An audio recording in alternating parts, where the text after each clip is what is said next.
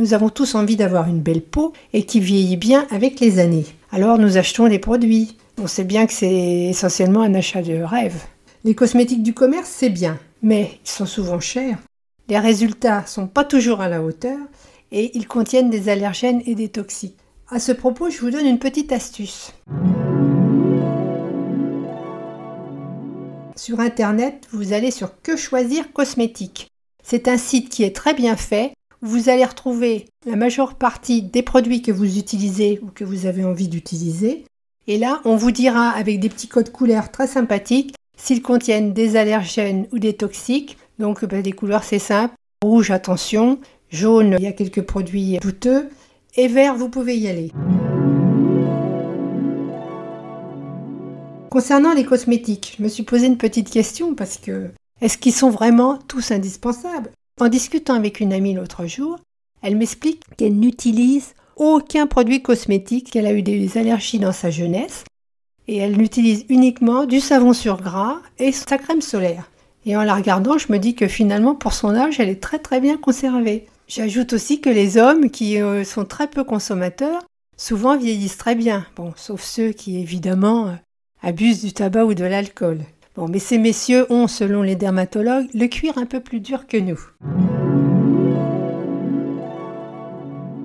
Alors maintenant, je vais vous donner des petites astuces pour le gommage, puisque c'est déjà un petit soin de base qui est important.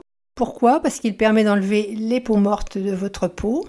Elle va mieux respirer et du coup, elle absorbera également mieux les produits que vous mettrez ensuite.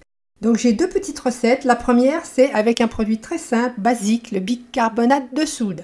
Il faut le choisir alimentaire, évidemment pas celui pour écurer les lavabos. Il faut mettre une cuillerée à soupe d'huile, choisir une huile qui sent pas mauvais, comme le lin par exemple, donc faut pas la prendre, et une cuillerée à soupe de bicarbonate. Vous mélangez bien tout ça et vous appliquez en frottant doucement. Doucement, on frotte, enfin on exfolie, on ne décape pas. Puis on se rince à l'eau fraîche, on se regarde dans la glace et là, waouh!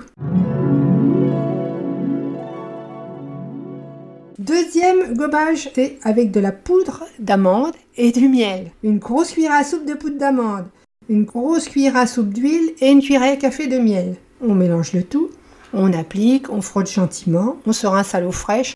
Attention de ne pas tout mettre dans le lavabo, ça pourrait boucher votre siphon. On se regarde dans la glace et là, oui, c'est super!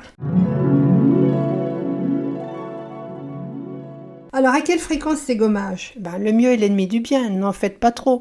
Une fois par semaine, c'est bien. Et si vous avez la peau sèche, je dirais même une fois tous les 15 jours.